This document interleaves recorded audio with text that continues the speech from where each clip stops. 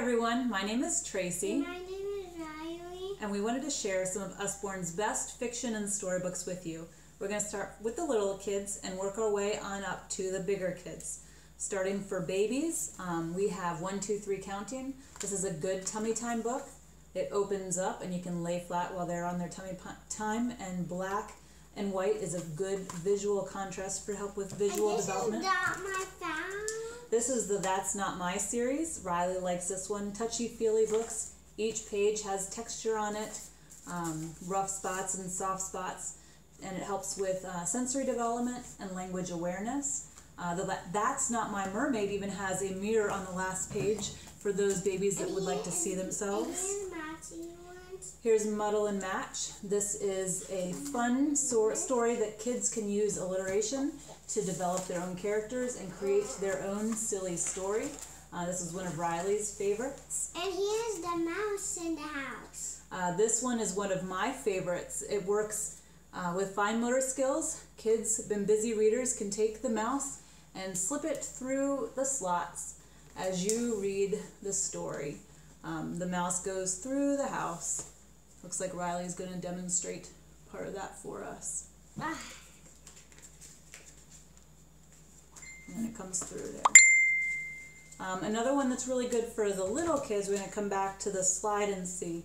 I don't particularly like flat books for little kids. I think that they get destroyed quickly, so this is a good option for them. This is Slide and See animals. So instead of flaps, there are places to slide the animals with that book. And here's Monster. We can get to that one in a second too. Another board book is I Want to Be a Lion Tamer. This is a fun story. Gets kids starting to think about what they can be when they grow up. We're going to get to the next series. This is the Usborne Phonics series. This is a book that helps develop reading skills using phonics words and simple rhyming. Llama in Pajamas, just silly stories there. Then we're going to go into some books for beginning chapter books. This is Hey Jack. We've got Billy B. Brown as well in this series. This is a good beginning chapter book for your kindergarten first graders, really to build confidence. And these are good stories. Both Hey Jack and Billy B. Brown show up in other stories, in each story. And here's a mermaid one and a fairy one. And it's a... So this is for an older reader. This is Fairy Ponies. This one even has a coloring book associated with it, a Fairy Ponies coloring book. So does Billy B. Brown and Hey Jack. Now they both have coloring books. So this would be for a little bit older, beginning chapter reader.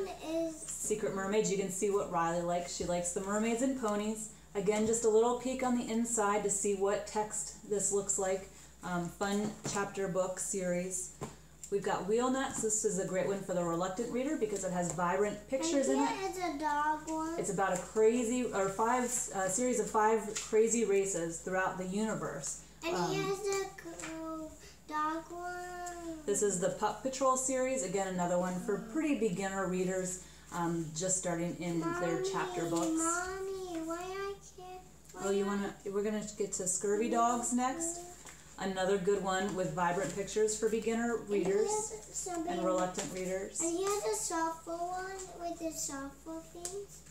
This one is Always Jack, I Am Jack. This series was developed for a child who was bullied, and his mom wrote a series of books to help with that. And we've got The Last 13. This is a young adult series. I read this series, which is pretty good and very engaging, an easy read for adults and a good read for maybe your middle school, high school. And here's Cuddle Bear. I wanted to go through a couple other of these earlier chapter books. Penny Dreadful is another good series. Here is... That's Cordelia. And here's Cordelia. True Stories of Heroes. This one is actually a nonfiction book, but again, good for a reluctant reader. And then Mythical 9 is another good series for, young adult, maybe middle school.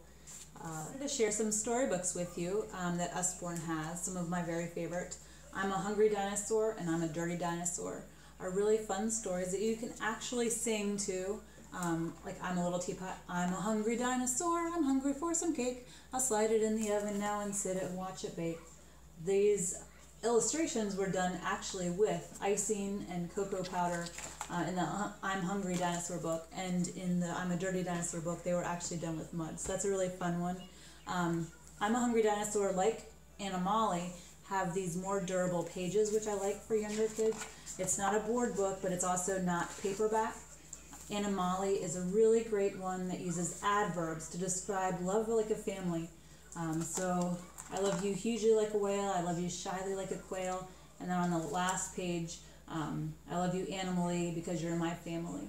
So this is a really great one to describe love. B is for bedtime is another one of the books that has these more durable pages going through the alphabet. So again, good for children that are learning their letters. This is a really great story here. A couple of my favorite, Cordelia, which goes along with this doll here, I really like. She's a little girl who can do anything she sets her mind to, and her world is bright and colorful until people start telling her that she can't do some things like flying, and then her world starts to get gray and more sad and sadder. So she then decides that she can do anything that she puts her mind to, and her world gets, again, more colorful. A really good lesson in that book. Another good lesson book is The What If Monster. This one I really like for kids who may have some anxiety, maybe starting school or starting a new sports team. The What If Monster creeps in and sheds doubt. What if I'm not good enough? What if kids laugh at me? And then the little boy flips around and says, well, wait, what if I am good enough? What if I can try and do things? What if I win the race? So again, another great story. Another one that kind of flips the script is A Tale of Two Beasts. This one is first the story of a little girl who encounters a beast and she rescues it, or she thinks she rescues it, and then it runs away. And then on the back half of this book is a tale from the beast that she rescued, who thinks that she was the beast for rescuing her, and how that tale ends, that they both maybe aren't beasts. So another one that flips the script.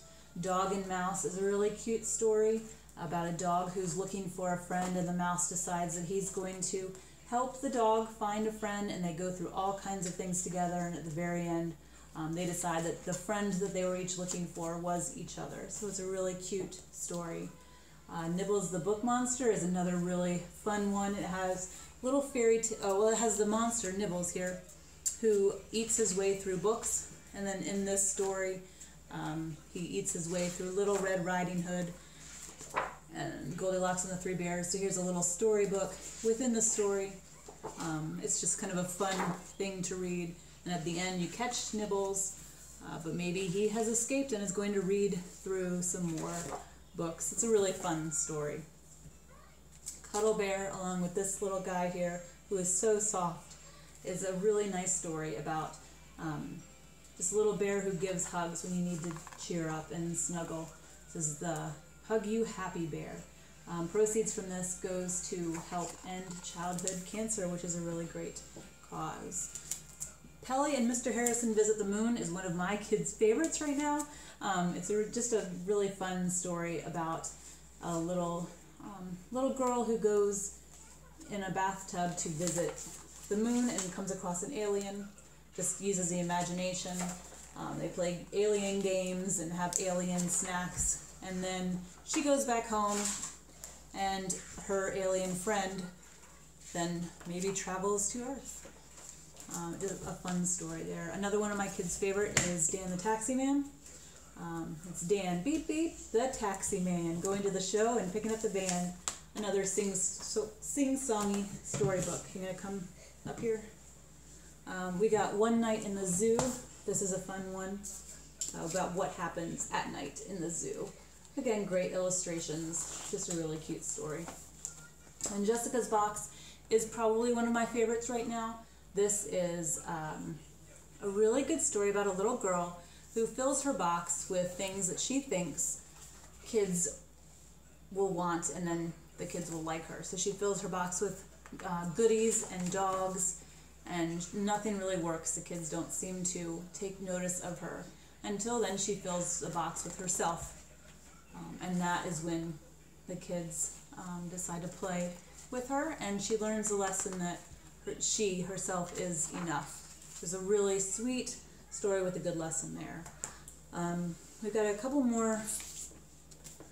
The Farmyard Tales book. This is Stephen Cartwright, which is a really fun book. All of his stories have a little duck on each page. And here's Cuddle Bear. And there's Cuddle Bear. These are dual readers, so you can either read just the top line, especially for those beginner readers, or you can read the whole story. And again, on each page, there's a little yellow duck. I'm not sure if you can see. He's right there hiding in the barn in this book on that page. This one has a CD, which we actually happen to have in our car.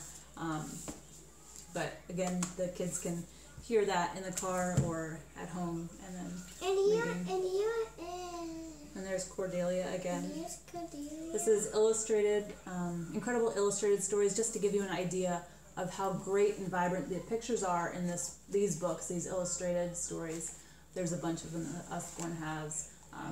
Really good nighttime, bedtime reading for kids. I hope you have enjoyed all of these. We went through them really quickly. If you have any questions or need any recommendations, please let me know. Thanks.